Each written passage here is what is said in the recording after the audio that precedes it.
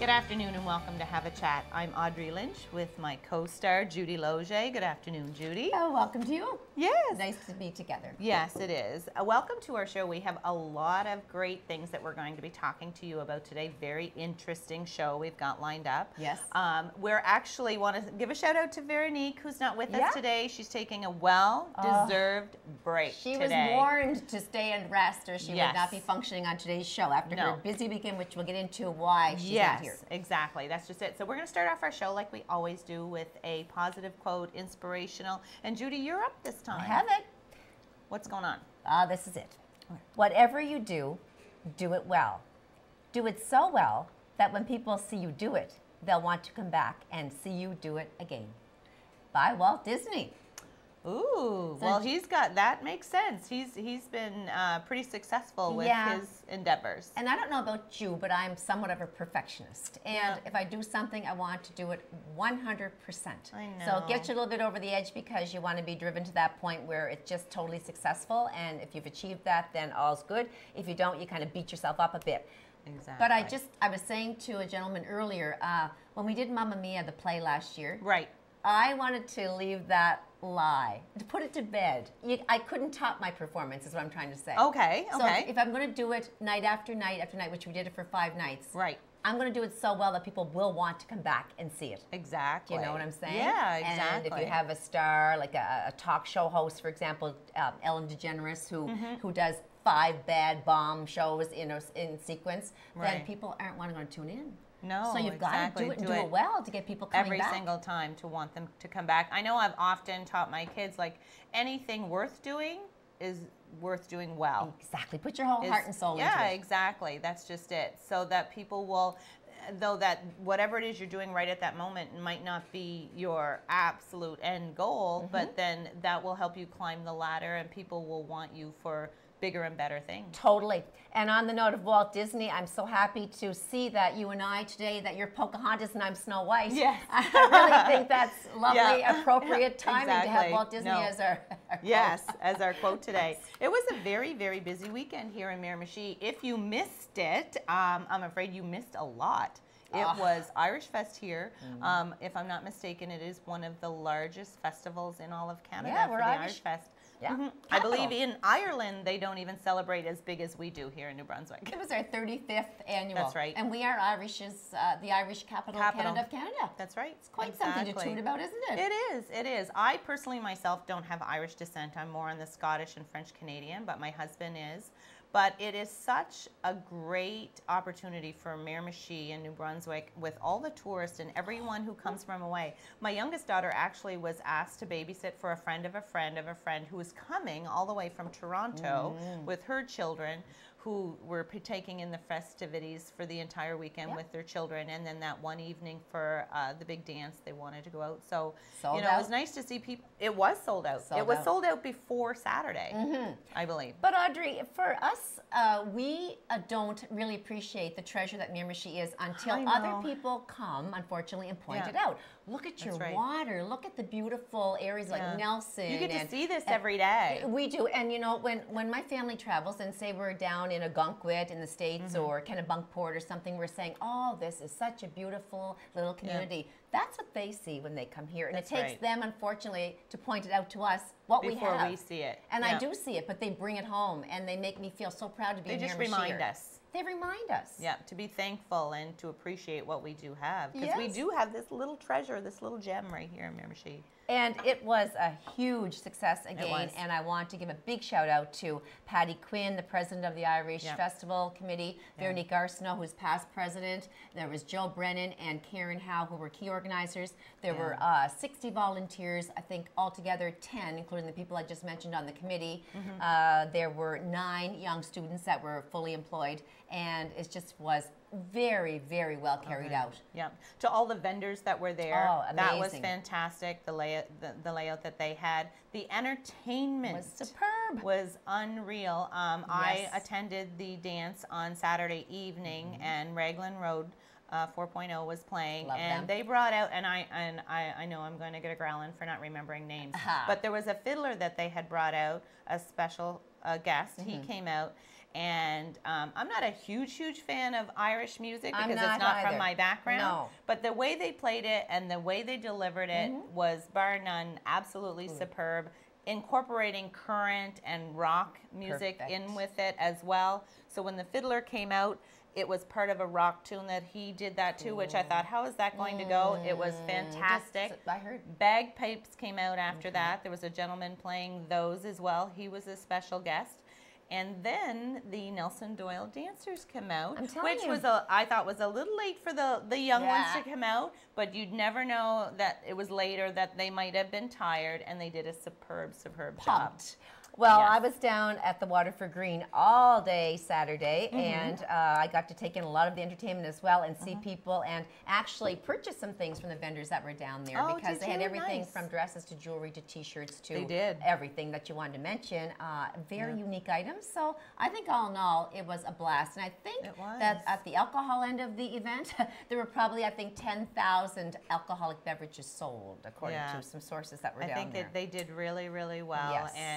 And for the number and the crowds and stuff, I think things ran relatively smoothly. I mean, yes, there was lines, but they kept moving and they did their best to wait on everybody. The way that it was set up in the layout, they did change it from last year as far as in how you were allowed in and out and stuff, and I think that gave them a lot more control over the crowd.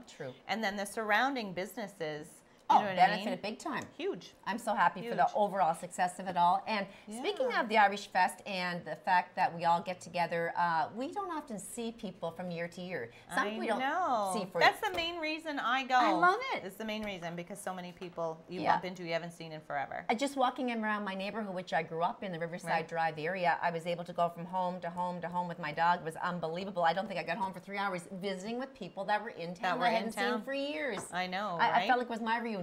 Oh, yeah, definitely. So kudos to everybody that took part and brought it to such a success. It was. There's a new movie out. Yes, there in theater, Mamma Mia 2. I'm going. Are you going to go? I'm going tomorrow Opening night? No, tomorrow night. I'm going to go. Yes. So some of the same cast is involved, of course. That's right there. Meryl Streep and Amanda Seyfried and many Pierce Brosnan. But they also have now my crush, Andy Garcia. Oh, yes. So I'll go for no other reason but to see my Havana Cuban Andy. Yes. And they have Cher in it now. Oh, that's right, she's starring, and she's a little bit nerved up, she said, on a NE-Talk show because she's never come on board with this kind of a cast. After the fact, they've already done a movie. That's right, and she's joining. Did so well, and she's getting in on it. So much fun. No, I'm definitely going to have to venture out to see that one. Come with us, and I did the part of Tanya last year with the sold-out James Mill production. Oh, that's right too. Yeah, so you have a special connection to Mamma Mia, I do have a special connection, and Christine Baranski, is it? The lady that played Tanya is going to be back again, reprising her role.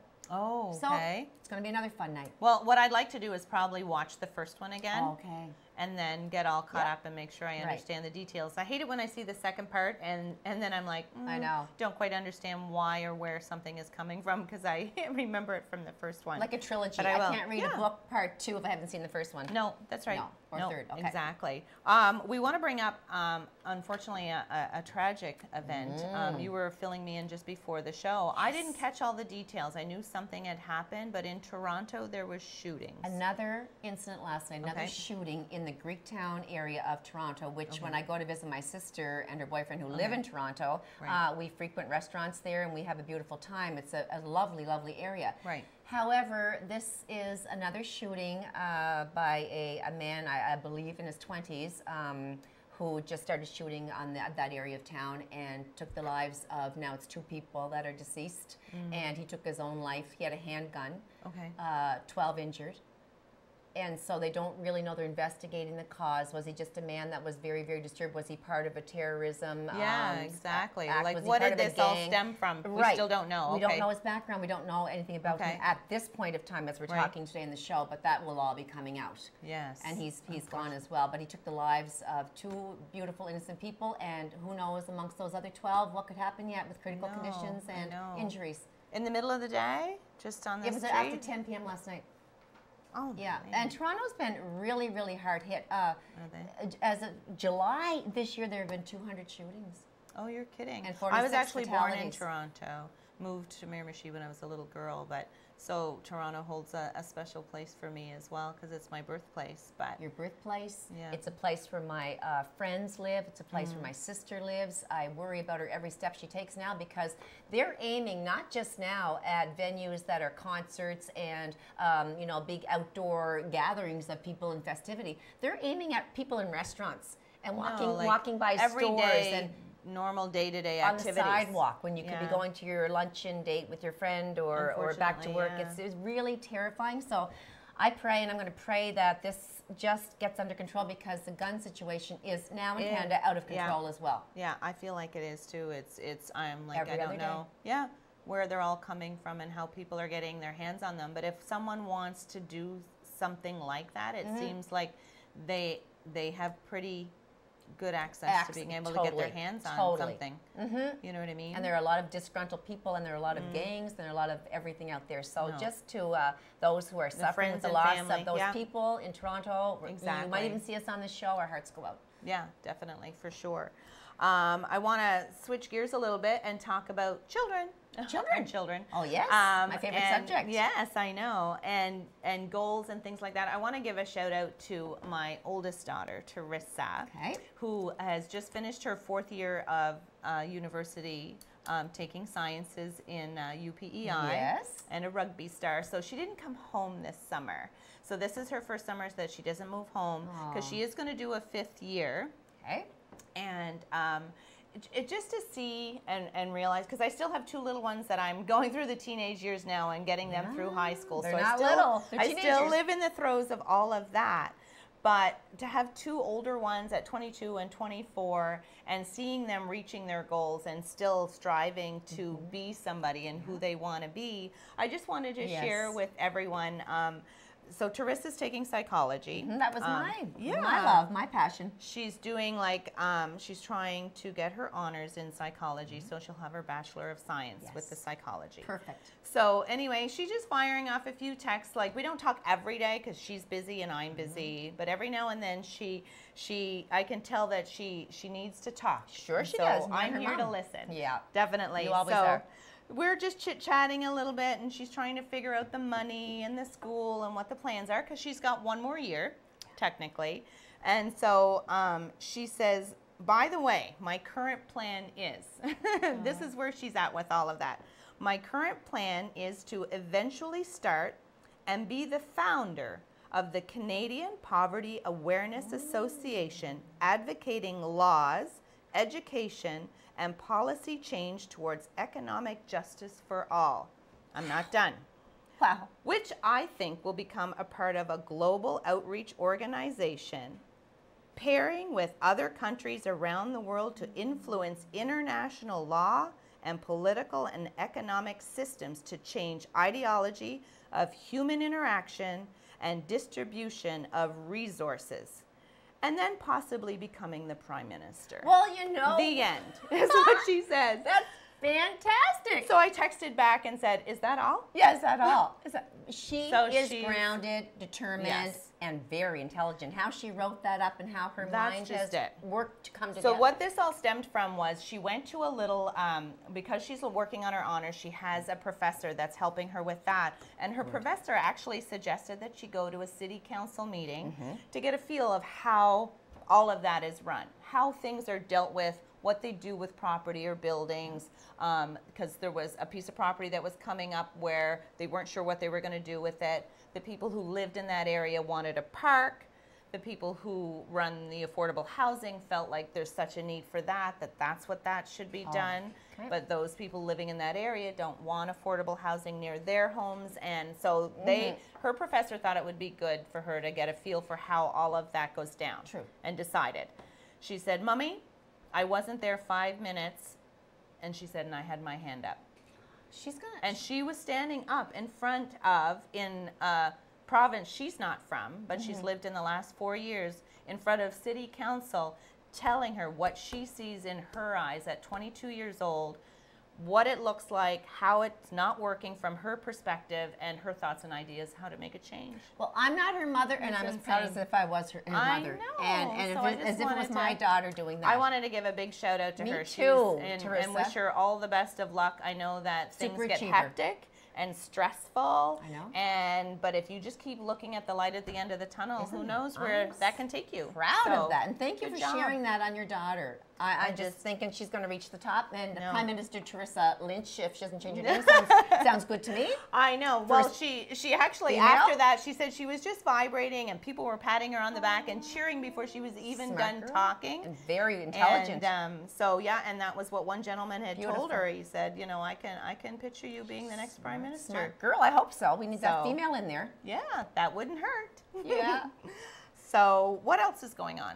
We've got some things coming up here in Miramichi shortly. Well, I'm just trying to think. A few more festivals. Yeah. Well, things like Barnaby Days is coming up. What about the Play Madagascar? Should we put a little plug in for that? Because that's coming next month, is it not? It is, actually, and that's where we're going to plug my youngest daughter. Sure, why not?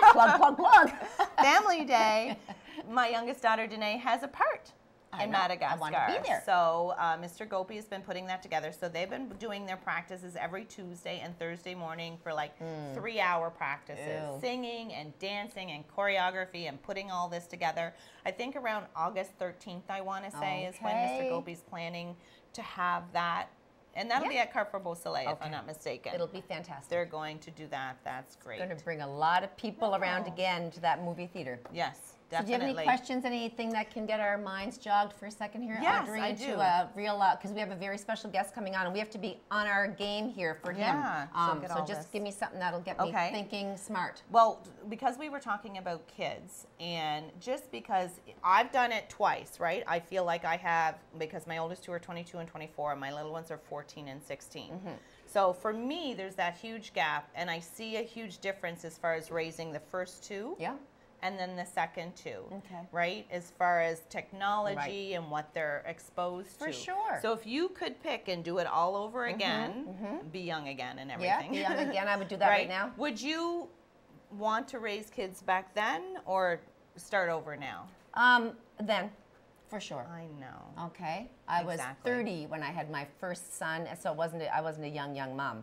And I had my other one 7 years later. Exactly. So I'm glad that now they've done well. They're good kids, and I wouldn't want to be doing it today. Definitely harder. We'll be right back after the break with more Have a Chat. Don't go away.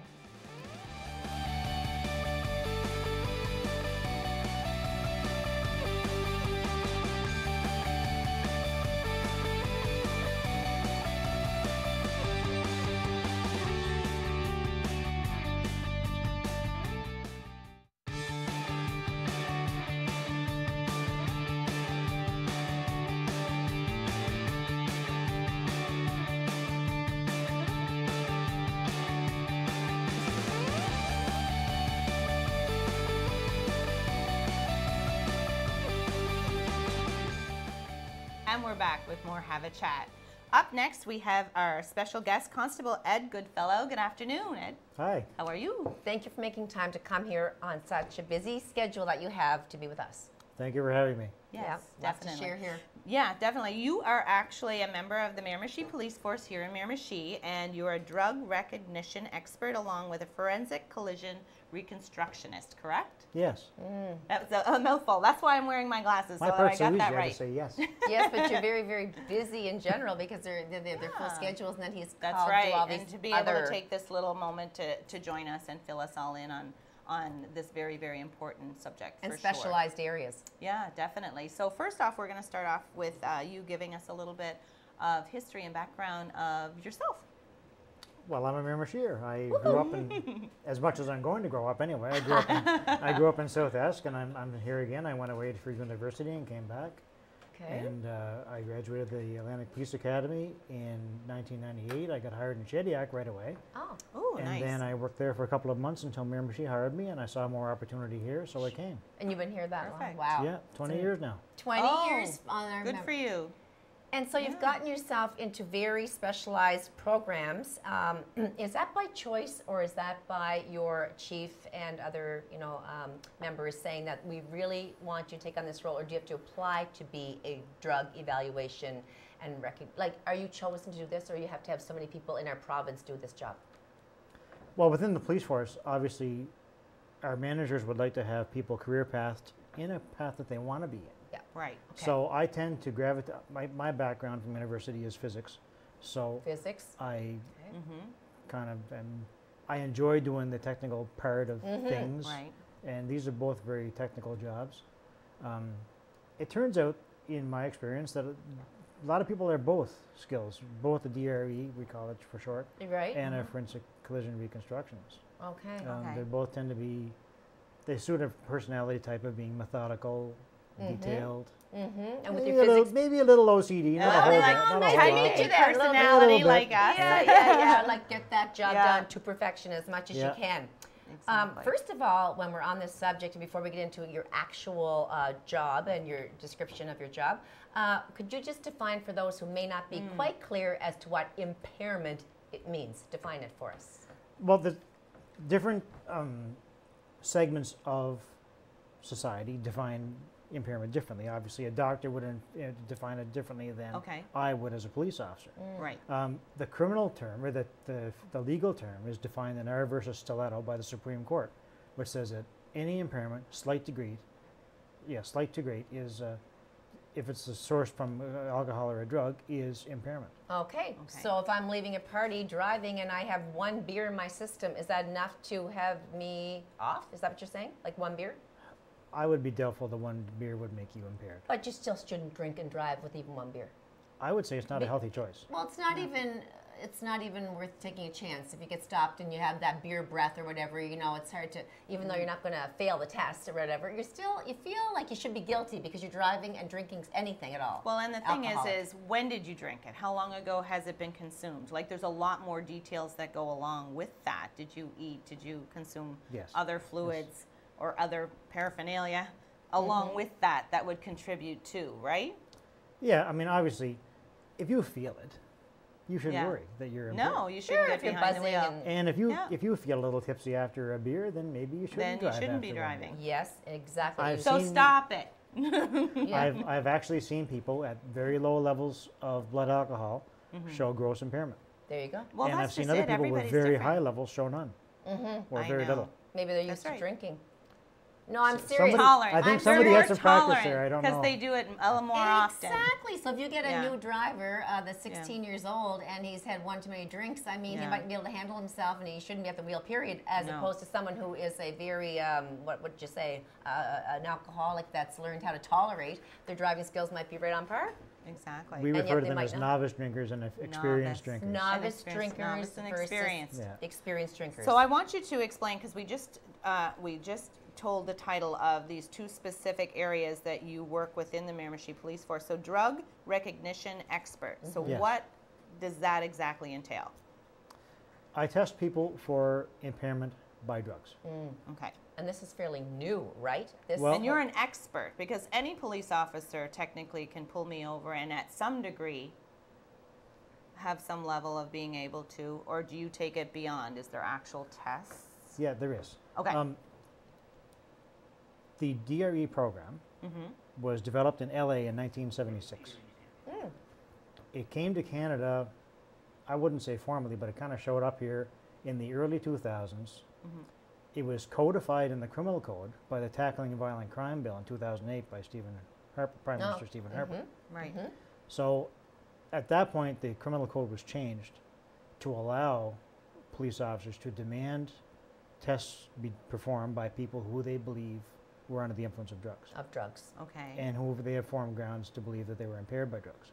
which or I'm alcohol, so thankful or to. alcohol and Right drugs. then and there, when they're stopped, specifically, you mean? Well, we Or do anywhere. we do pre-arrest screening, Okay. which would be if you're drinking, get you to blow in a cruise screening device, or if you're drinking or doing drugs, a standardized field sobriety test Okay, what is that again? Is that the hands to the nose and the walk the line and all that stuff? I've never been made to walk the line. Like, I'm not going to be pulling Johnny We're not done here yet. You could be out there yet. No, but again, so the field sobriety test goes along with this drug recognition technique. Well, yeah, yes, but drug recognition evaluation is more.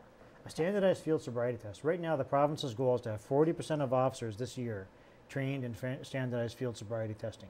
By 2019, the province wants to have 50% of officers, doesn't matter what stripe on your leg, but 50% of officers trained in standardized field sobriety testing. Wonderful. So this is a non-invasive roadside screening test to see if someone's okay to drive away or not.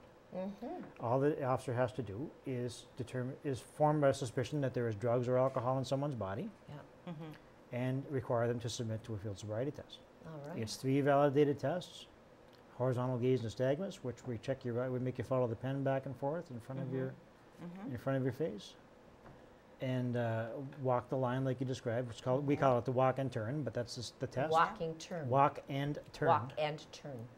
And one so leg you can tell stand. Evan how to do it. Oh, and a one-leg stand. Yeah. I watch a lot of the actual live police shows, and I recognize all of those. People where they pull them over and get them to do all those different things. And these are standardized tests. You're going to see. You could watch live PD from, I don't know, yes, that's LA County, and they do it the same way that you've seen me doing it here on the side of the road. Okay. Tell us about your position and what exactly the drug evaluation classification program involves for you particularly. Once you were asked to do this, just walk us through what you had to do to become this expert. Okay, so it's administered by the International Association of Chiefs of Police. Okay. In general, administered in Canada by the Royal Canadian Mounted Police. Okay. So, to be trained as a DRE, our officers, myself included, you go to 2 weeks of classroom study, and then 4 days of certification, where you actually do tests on live subjects who are under the influence of drugs. Oh, interesting. Yeah. So you keep saying DRE, and I just want to reiterate, that's the drug recognition expert, right? Yes. That's what we're referring to, okay? Okay. So then you, in turn, once you've acquired your certification, you are now able to instruct other people. No, then you have to take instructor training. Instructor training. That's a separate. Okay, and tell us about that. Once you are a qualified drug recognition expert, you can go on to become a drug recognition expert instructor. Part of that is taking training on how to actually teach adults. That's right. I learned a lot. Yeah, just because you know how to do it doesn't necessarily mean you can teach it to somebody else. That's right. Okay. Pardon me for a moment. Is this offered in Halifax and Ottawa, or where are these tests? Where do you undergo this? This training? Training. I took mine in Halifax. Okay. And doesn't Ottawa offer the same, I believe? Like as far as we host them around the country at various places and times as needed.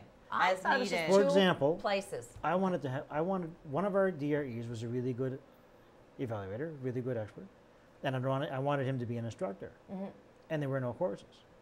So I got a hold of the boss and said, "Hey, boss, why don't we do this?" Yes. And we held the instructor's course right here. Okay. I don't perfect. know why I was under the assumption that it was in the capital and also just in Halifax. I don't know if that was just passed on information, but you can as post it they right had here. people that And we did. exactly. So now going back to actually pulling someone over and all the rules of all of that. So if you had suspicion of myself, do I still have the right to refuse to take this test? No. You don't. No. Okay. Once it became codified in the criminal code, Okay. A police officer reads a lawful demand that you will submit to standardized To field the sobriety test. testing. Okay. Forthwith, Because at which one is right time away. you could, correct? You could, but Before- then you could arrest me at the same time and hold me if I. Well, Not that I'm talking from experience. before it was in the criminal code, Okay. there was no requirement for you to participate. Okay. Once you it could was- suggest it and say you want to do it, but Yeah. I could refuse. Yes. Okay. Now, however, or since 2008, 2008. since it was put in the criminal code, I have a lawful demand okay. that you will. You will you will do it. participate in this And if you test. refuse, the penalty is the same as failing the breathalyzer. All Oh, right. it is? Yes. Okay. Which is what? What's the penalty? A minimum $1,000 fine. Okay. First offense, you're prohibited from driving for a year. Okay. And are you arrested at that? You are, correct? Okay. Criminal record, permanent. Yeah, it's a crime to It's a crime refuse. to refuse. Oh. So when you're out on duty and you're on highway patrol and okay, so what are some of the signs we're looking for when we suspect people are under the influence? Myself, as an observer on the highway all the time, I see people that I suspect if they're going way under the speed limit, I'm thinking to myself, are they going under because someone's saying don't go fast, you get stopped by the cops because Right, you're 'cause they're drinking or under drugs, or speeding out of control. You see that too. And they're sometimes going so fast you can't even get a license plate or description to phone in the police about it because they're almost airborne. When they're hugging the line, like in the middle line or any other line, right? What other? You're answering all, isn't it? Well, I'm these there are must things be that some other I'm things observing. that we would notice, but what are some of the things that we might not You know, an notice? easy way to sum it up is anything out of the ordinary might be a sign of impairment. It could Right. A be. really good clue of impairment is if somebody runs a stop sign or fades and crosses the line when taking a turn. Or Okay. lights, running lights. Running lights. Yeah. But with this day and age, with the cell phones and the distractions, that must be a little tricky. And then in the spring, avoiding potholes, I'm not going to lie, I have left my side of the road to not hit a pothole. Oh, I've you're done allowed to. that. You're Oh, you're allowed to? Oh, Yeah. no. Oh, really? No, no, no. Don't tell my husband that.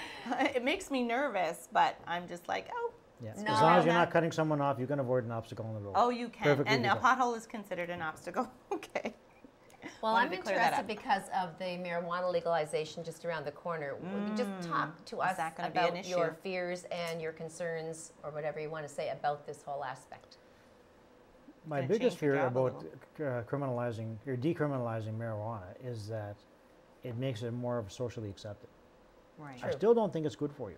I don't either. We do enough things already in our lives that are not good for us. I don't think it's maybe prudent to add one more. No, And it's already available for people that need it medically.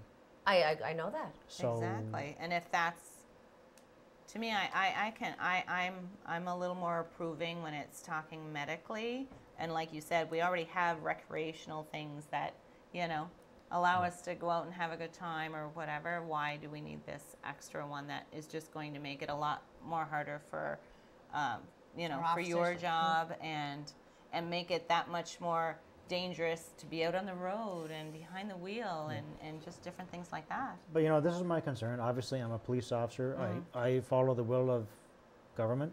The Right. government says that our people want this to be legal, and Mm-hmm. that's that.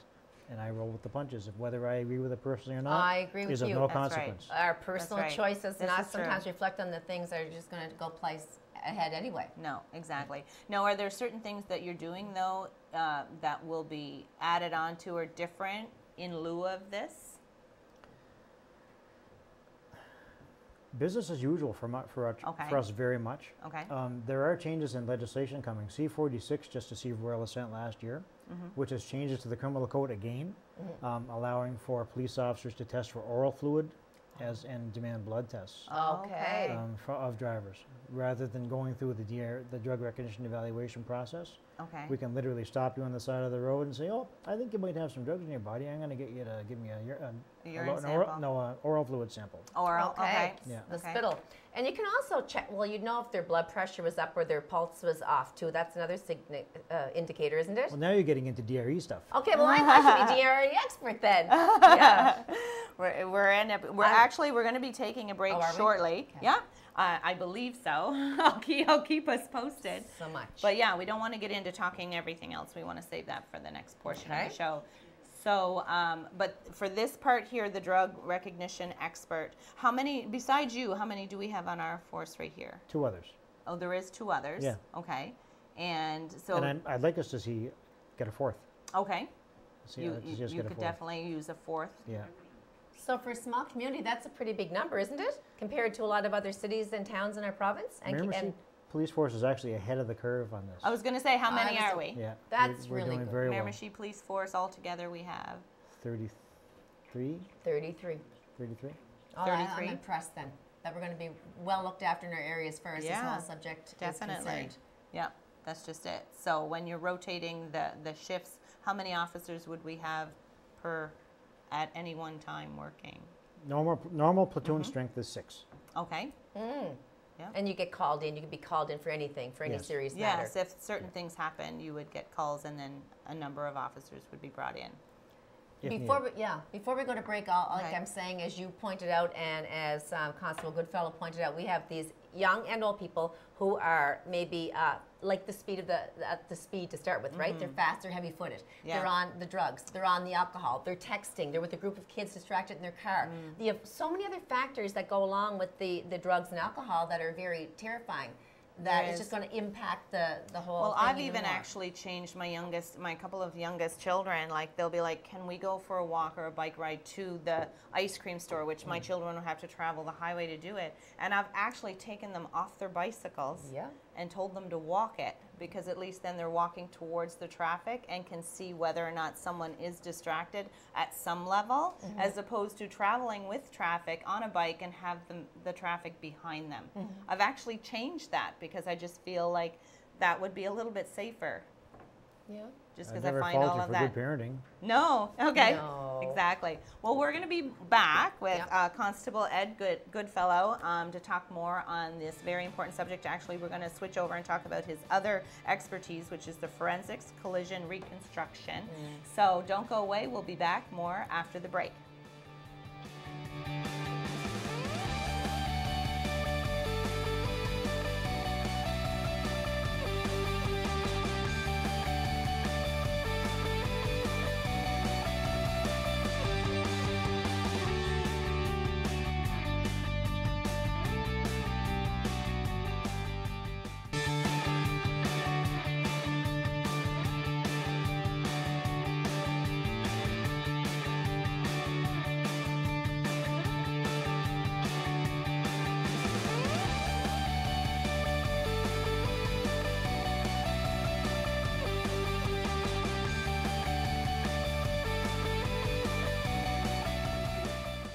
And we're back with more Have a Chat with our special guest, Constable Ed Goodfellow.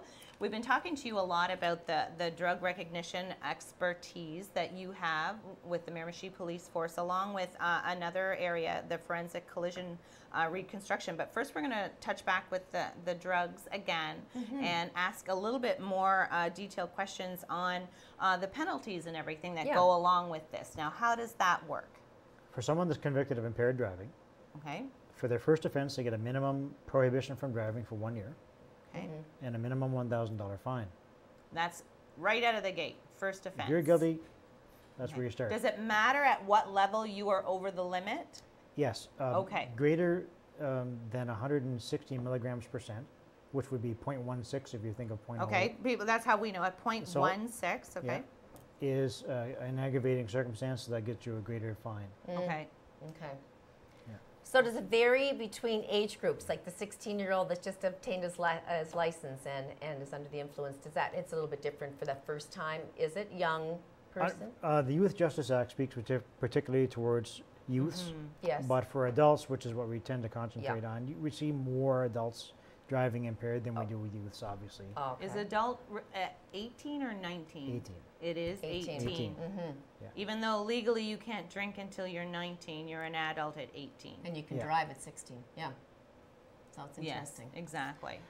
So I was just going to ask you if you could give us some statistics about drinking and driving, and particularly in this area, or whatever you want to share with us about the numbers involved with those drinking and driving. Well, we love stats. People need to know this. Impaired drivers kill or injure 8 people per hour in this country. Say that again. Impaired drivers kill or injure 8 people per hour statistically in this country. It's sickening. Like, I have the hair on the back of my neck is standing up. And that's why I'm on the board for Mothers Against Drunk Driving, not because I have anyone of my own family or friends has been involved in that incident, like where her son was killed by a drunk driver. I'm there for the reason that, you know, other people are there because to try to get the word out to stop this. Yeah. No. 30% of fatal crashes involve a drinking driver. 30%. 30% of fatal crashes have a drinking driver. That's disgusting. Alcohol-related crashes, 9 times more likely to result in death. Yeah. Wow. Serious. And this is New Brunswick or across Canada? This is national standards. Yeah. Okay, national. In fact, I made a couple of comments from some of our recent teaching materials for the field sobriety testing course. Right. Okay. Made a couple of notes, rather. So I have some data from coroners and medical examiners' files from fatalities from 2000 to 2010. So a 10 years time span. Among the drivers who died within 6 hours of the collision, 96 were tested for alcohol. Yeah. Okay.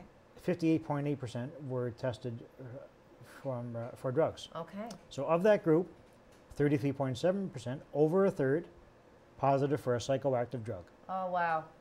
38.5% positive for ethanol, so liquor. Oh, okay. Exactly. And overall, 56.7% were positive for one or both. Jeez, it's very disturbing So stats. it There's a is. pretty clear line that impairment in some form makes life shorter. It sure That's does. right. You've got it right there on paper. Yeah. Yeah. Okay, and on that topic, could we just switch, Constable Goodfellow, to the drugs that are fast approaching our area that you're dealing with? It's not just the marijuana anymore and the stuff that's the softer ones. It's a lot more. No, Sad- fentanyl's sadly, being we added have to everything. everything. We have everything. Yeah. Everything that the big guys do in LA and everywhere else. You've heard of bath salts? We've had them here. Bath salts. You've heard of methamphetamine? It's a problem in Miramichi. Bath salts. Does that make you like it makes you go hallucinatory and everything else, doesn't it? That's one I haven't heard. Is that not one that you That's have the one psycho? where the guy in Florida ate the guy's face. Exactly. Oh. And just we have to throw some humor into this very serious topic. I asked my son, I wanted to have Epsom salt bath the other day. Oh. So I asked him to go down and get some bath salts for me downtown. Oh, you did? Yes, I did. Oh, my land. So if you don't find that funny, I do, because he said, Mom, No. you do the drugs now? But bath salts, we actually have had that, which is We shocking. have had samples test positive for Man, bath salts. oh man. Okay. And would you use them like you do bath salts and put them in water and get in it, or is No, you ingest you them. do eat them? Okay, Yeah. I know that was probably a stupid question, but Kind of, but it's funny. But do you eat are they ingested? Like, what form are they in, these bath salts? Crystal? Small crystals. Small crystals? You could smoke them. You could eat them. You could heat them and dissolve them and inject them. Wow. And This Much is the what they're same as doing most with them. other. Much the same as most other drugs. okay, what about fentanyl? Are we getting the synthetic fentanyl coming through too? We have. I had some tox results it showed positive for fentanyl, which is illegal market only fentanyl. Oh, okay. Oh, great. So it's coming through. We don't know where it's coming from, but Yeah, other countries. somewhere. Coming through. coming And what across. about the prescription drugs? So if you have a medical prescription for, say, OxyContin or Percocet or whatever other painkillers that you have to be on, you shouldn't be out really driving. Really?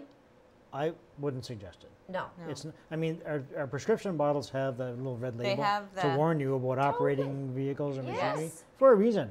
The Yeah. stuff is strong. One can Yeah. cause, one little, probably quarter of it could cause drowsiness, where the whole pill or multiple pills of the same nature could cause you to be right in your different stage. There are people taking prescription levels of drugs that would kill one of us who are novice There you users. go. There you go. Yeah.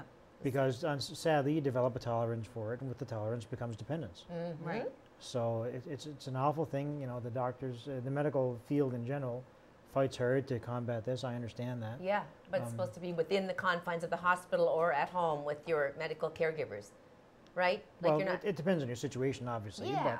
But you know, there are people that are chronic pain relief that have to have home prescriptions for Right. powerful stuff. And Okay, well then they that's should have the- That's the drivers. life they. Well, I life was they going to live. mention the younger kids that I have and the newer drugs and the more drugs and you're scaring me actually with all these things. What is it that I should be telling my kids, or what is it I should be watching out for that they should, because they're gearing it so candy-like and so for kids to try this. Is there anything new that they should be aware of? Like, I don't even know where to go with all of that other than to keep saying don't try drugs, but if they don't think that's exactly what it is, how do they avoid it? Or If you're putting, you know, the drug evaluation of a classification program Okay. defines a drug as anything that, when taken into the human body, impairs a person to ability to operate a motor vehicle safely.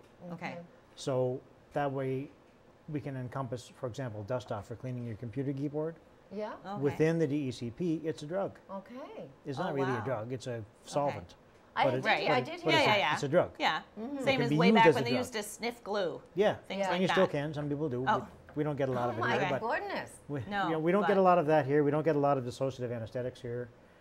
In my experience, we don't get a lot of hallucinogens, the odd one, but We're getting a lot of quite- crystal meth. quite rare. A lot of stimulants, yeah, a lot of crystal meth and cocaine.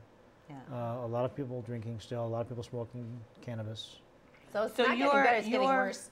You're gearing towards. I feel like everything for you guys is more. If you're going to do those things and get behind a motor vehicle, that's when it becomes even more serious. Well, you know, it's a free country. If you want to do something crazy to yourself and wreck your own life, right, that's fine. Okay. If you want to go and do something crazy to yourself and wreck someone else's life, that's not so fine. No, exactly. That's just it. But what I'm thinking of though is the children, my younger children, and things like that. Like when it comes to alcohol, at 19 legally you can consume that. Yes. Is there any rules and laws to my younger? I'm trying to parent them and say, okay, if you touch the alcohol, I can stand behind a police officer and go, it's illegal. But when it comes to drugs, they're like, you know what I mean? Can I say to them, that's illegal too? And if I catch you doing that, You know, education is the best thing. it is to combat any of these things. For people to understand what it's going to do to them, how it's going to make them feel, and maybe some of the consequences they're going to have to deal with. Yeah. That's the best way to get someone to not do whatever we don't I want them actually to tend to let the kids watch live PD with me, and when they see these people falling down and stumbling or laying on the front lawn, and my kids are like, do they even know where they are and what they're doing? And I'm like, no, they don't. They think they're laying in their bed, but they're on the front lawn and they're talking, you know. Yeah, I don't get the fun in that. No, that's just it. So I'm hoping that helps deter them away from wanting to even try those things. Just to jump in, could you talk to us about your other hat that you wear? And that's a very serious, grim nature of the job type description that you have as a forensic reconstructionist. I mean, you see people, what would you see, 6 to 8 motor vehicle accidents over what? So I only get called in for, I can be called in to investigate a collision for a criminal collision or a major collision where someone's going to probably spend more than a night in the hospital. All right. Okay, so that's kind of my cutoff limit for when I should be involved. We're very fortunate here because we don't have a lot of highway. I only investigate about 6 to 8 major collisions a year. Yes. I have friends in other areas that do that in a month. Oh. Oh, wow. Are you the only officer that does this in our police force? Currently, my partner is off on leave? sick leave, so Okay, he's not working at that right now. So I'm kind of much on kind your of own. on myself. All right, and it's a very, like you said, you're very analytical, and your physics background and all of that enables you to be very, very sharp at all of this, and the perfect person for this job. However, it's very disturbing. So you have to. Okay, so let's just take a situation where there's a death involved from a person that's caused behind the wheel that's caused their death. You have to go there, and you have to. What do you do? For example, when you arrive on the scene. They have to remove the person first, and the ambulance takes that person away, and then your work begins? Oh, no, if you're deceased, the ambulance doesn't take you. Okay. The funeral home comes to get you. You know what, though? I'm so bad with all this stuff. It makes my stomach sick, so you tell us more about your job. I would think pictures are taken and measurements and initially. Distances. So typically, if you have, say you have a 2-vehicle collision with a fatality. Yes. Okay. If there's somebody that needs treatment, that can be saved. Yeah. Of course. Yeah. The ambulance is going to take them. The fire department is going to do whatever they have to do to get them out of there. Get them out and I'm get totally them to with the hospital. that. Yeah. Then they're going to get them their safety and care that they need. Right. Everything else is locked down. Okay. When I show up, the first thing I do is I get briefed by either the first responding officer or the NCO that's in charge, if as the case may be, depending upon what's going on. And then I do a scene walkthrough and try to figure out what happened and get a look for things. Photographs are taken of all the evidence that I can determine, as well as 4 views of each vehicle, at least 4. After that, we start doing a scene survey. So we have technical equipment, like a surveyor would use. Oh, okay. To diagram what the scene looks like. Exactly. Down to like a fraction of a millimeter, actually. Wow. Fraction of a millimeter. Yep. It's pretty good Just like stuff. in the CSI show. Like on TV. Yep, So like on TV. You do have to make court appearances, and how frequently would you have to go and talk in front of the courts? Surprisingly, I've done it once in the 12 years that I've been a collision investigator. Oh, go on. Where it's been argued what you found, or that you have to be like testifying on behalf of that this is exactly what happened. Really, to just explain what I found. Okay. When you're an expert witness, a lot of what your job is to help the court understand the technical nature of the evidence being presented. Okay. And you're the man that does it. Yeah. But on the scene, sometimes. you'd have to see if two cars were involved exactly. I was saying to Audrey earlier, it could be two cars colliding at a high speed at exact the same moment. You have to determine, somebody has to be in the wrong, but sometimes the impact is almost, you and me together bang on at the same time. Exactly. That's when it gets technical, right? A lot of math. A lot of math. Well, you were saying, as far as measurements go, you can get it pretty close. The same as with the speed at which someone was traveling. Are you able to determine that as well? In a lot of cases, sometimes I can determine a minimum speed, sometimes I can determine an actual speed. Imagine. Oh, really? Depending upon how the Wow. collision unfolds. And then on top of that, we have the technology to download the event data recorder from your vehicle, Okay. which tells me some about what was going on in the car At the time. Well, At the point of 5 impact? seconds preceding and what's going on at the really? point of impact. Yeah. So And it all tells vehicles me have this? any vehicle that has an airbag. I didn't know that. No, I didn't know that either. And I don't think the No. viewers probably knew all that. It's called the part. I think it's the 568 rule that was developed in the U.S. by the National Highway Traffic Safety Administration. And what they said was, any vehicle system that has an airbag, where the manufacturer can get data from that, it must be Yes. available to the police as well, Oh, yes, exactly. Interesting to know. or other investigators, but must be made available. Yeah. Right. So we have a kit that I can plug into either the car's data system or the black box. I'll use it. I'll call Yes. it I was going to itself. say, is that like and on download an the- airplane? That, Yeah. Okay. But you know what? As a police officer, I just have to say, to yourself and all the other first responders, police officers, firefighters, all of them, you're our heroes. And I Definitely. know that, my husband being a physician, he's learned to deal with life and death just as you do. You see the good things that happen, you save a life, and then you see the death that happens as a result of what we've just talked about, impairment and drivers and all of the above. And then you have to go to the door of people and tell them that their loved one has been taken, you know what I mean, and show up. But you're can to be imagine. very, I want to give you guys kudos for all you've done. And what's the hardest part of your job? Is it just what I described, going to a home?